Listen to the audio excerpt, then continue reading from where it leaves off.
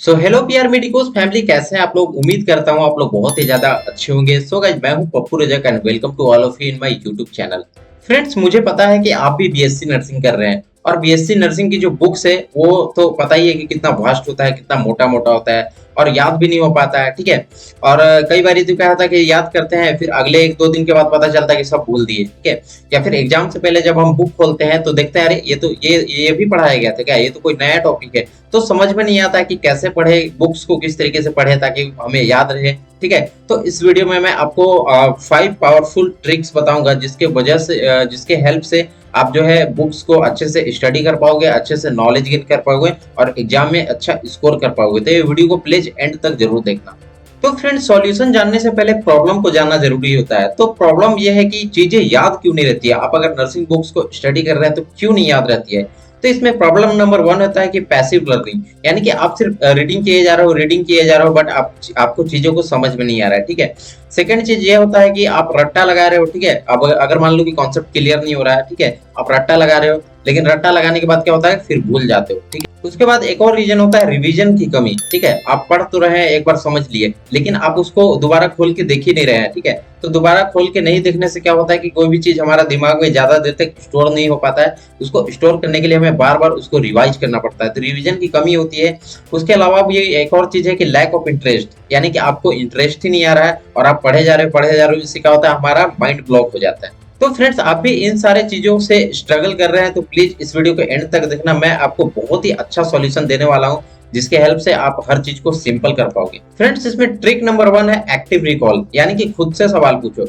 अगर मैं मान लीजिए कि एनाटॉमी एंड फिजियोलॉजी का बुक का पढ़ाई किया हूँ, ठीक है, तो उसको साइड में रख देना है। उसके बाद खुद से पूछना है या फिर कॉपी वगैरह पेन वगैरह निकाल करके, ठीक है, और उसको लिखने का कोशिश कीजिए कि मैं क्या पढ़ा हूँ। ठीक है। अभी मैं क्या पढ़ा हूँ। मान लीजिए कि मैं हार्ट के बारे में पढ़ा हूँ, तो हार्ट का डायग्राम, हार्ट का पूरा सिस्टम, ठीक है, एनाटॉमी फिजियोलॉजी किस तरीके से काम करता है, तो उसको प्रॉपर खुद से बिना मतलब कि बुक का हेल्प से खुद से पूछने का कोशिश कीजिए कि मैं क्या क्या पढ़ा हूँ। तो उस चीज को आप कॉपी में लिखिए। कॉपी में लिखने से क्या होगा कि आपको पता चलेगा कि आपको कितना याद है। ठीक है। और उससे क्या होगा कि आपकी राइटिंग प्रैक्टिस भी होती है। सेकेंड ट्रिक मैं आपको देना चाहता हूँ कि सही टाइम पे आप रिविजन करें। ठीक है। जैसे मान लीजिए कि आज मैं जो है सर्कुलेटरी सिस्टम के बारे में पढ़ा। ठीक है। तो आज मैं अच्छे से उसको समझ गया, कॉन्सेप्ट क्लियर हो गया। ठीक है। तो उसके बाद मैं कल भी पढ़ूंगा। ठीक है। कल के बाद ऐसा नहीं है कि एक दिन बाद पढ़ना है, स्पेस देना है, थोड़ा सा स्पेस देना है। यानी कि अगर एक दिन के बाद पढ़ा हूं तो फिर 3 दिन के बाद उसको रिवाइज करूंगा। ठीक है। उसके बाद मैं 7 दिन के बाद रिवाइज करूंगा। ठीक है। 7 दिन के बाद, ऐसे 15 दिन के बाद, उसके बाद 1 महीना के बाद, मतलब स्पेस देके रिवीजन करना है ताकि आपको पता चलेगा कि आप कितने पानी में है। ठीक है। आपको कितना लंबे समय तक याद रह पाता है। तो आप स्पेस देके जो है टाइम गैप को दे करके आप रिवीजन करेंगे तो उससे क्या होगा कि आपको जो है बहुत ज्यादा हेल्प मिलेगी। ये चीज साइंटिफिकली प्रूव भी है कि स्पेस देखिए रिवीजन करने से क्या होता है कि हमें ज्यादा से ज्यादा चीजें जो है दिमाग में कैद हो जाती है। फ्रेंड्स, ट्रिक नंबर 3 है अपने खुद की नोट्स बनाओ। ठीक है। जैसे मान लीजिए कि आप कुछ भी क्लास वगैरह में कोई टीचर वगैरह पढ़ा रहे हैं, ठीक है, या फिर आप खुद से बुक वगैरह को स्टडी कर रहे हैं, तो आपको एक प्रॉपर पैटर्न में, प्रॉपर एकदम सुंदर से अक्षरों में क्या है कि उसको कॉपी में नोट्स बनाने की कोशिश कीजिए। ठीक है। नोट्स बनाने से होता ये है कि आपको लगता है कि हाँ ये मेरा खुद का मतलब कि मेहनत है। ठीक है। एक तो मेहनत उसमें दिखता है तो उसको बार बार पढ़ने का मन करता है। बुक में तो बहुत सारा चीज दिया होता है, तो नोट में क्या होता है कि कुछ कुछ इंपॉर्टेंट टॉपिक्स या फिर इंपॉर्टेंट चीजें ही लोग नोट करते हैं, तो आपको वो सारी चीज इंपॉर्टेंट चीजें पता होती है। और नोट्स आपको ऐसे बनाना है एकदम सुंदर तरीके से, एकदम प्रॉपर तरीके से, कौन कौन सा टॉपिक है, कौन कौन सा है, उसमें एक्सप्लेनेशन जितना शॉर्ट पॉइंट में आप बना सकते हैं उतना बनाइए।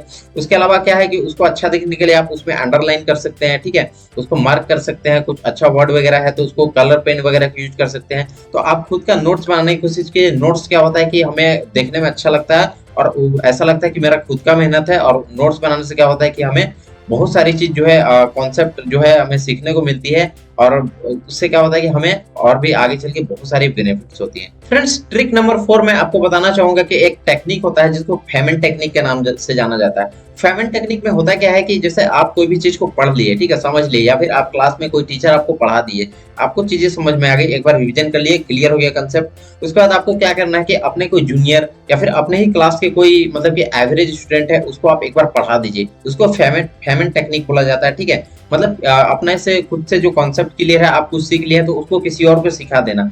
ठीक है। वैसे भी नॉलेज बांटने से क्या होता है, नॉलेज कम नहीं होता है, नॉलेज और बढ़ता है। ज्ञान बांटने से ज्ञान कम नहीं होता है। तो आपको ऐसा नहीं सोचना है कि मैं किसी को पढ़ा दूंगा तो मेरे से टॉप कर जाएगा, ऐसा नहीं होता है। ठीक है, आप एक बार उसको पढ़ा देंगे तो क्या होगा, आपको बहुत सारी चीजें सीखने को मिलेगी और ज्यादा आपका नॉलेज बूस्ट होगा। उसके साथ साथ आपको कॉन्फिडेंस मिलेगा कि हाँ मैं ये चीज कर सकता हूँ। अगर आप दूसरे को पढ़ा सकते हैं तो बेसिकली आप एग्जाम में तो अच्छा लिख ही सकते हैं। ठीक है, तो आप इसमें बिल्कुल भी हेजिटेट मत किया कीजिए, आप इस टेक्निक को यूज कर सकते हैं। इससे क्या होता है कि आपकी जो नॉलेज है वो और ज्यादा इंप्रूव होती है। तो फ्रेंड्स यही था, इसके अलावा और कुछ भी नहीं है। उसके अलावा मैं एक और लास्ट ट्रिक्स आपको बताना चाहूंगा कि प्रॉपर आप हेल्थ मेंटेन करके रखें, अच्छा नींद ले, अच्छा खाना खाएं। ठीक है, डेली जो है 24 आवर्स आपको मिलते हैं, तो 8-8-8 का रूल आप बना के रखें, यानी कि 8 आवर्स अगर आप स्टडी नहीं भी कर रहे हैं तो आप स्टडी को दीजिए, कोशिश कीजिए। ठीक है, इसके अलावा 8 घंटे का आपको प्रॉपर नींद होना चाहिए। बाकी 8 घंटा जो भी है आपका खाना पीना, ठीक है, खेलना कूदना, अपना फैमिली के साथ टाइम स्पेंड करना, घूमना,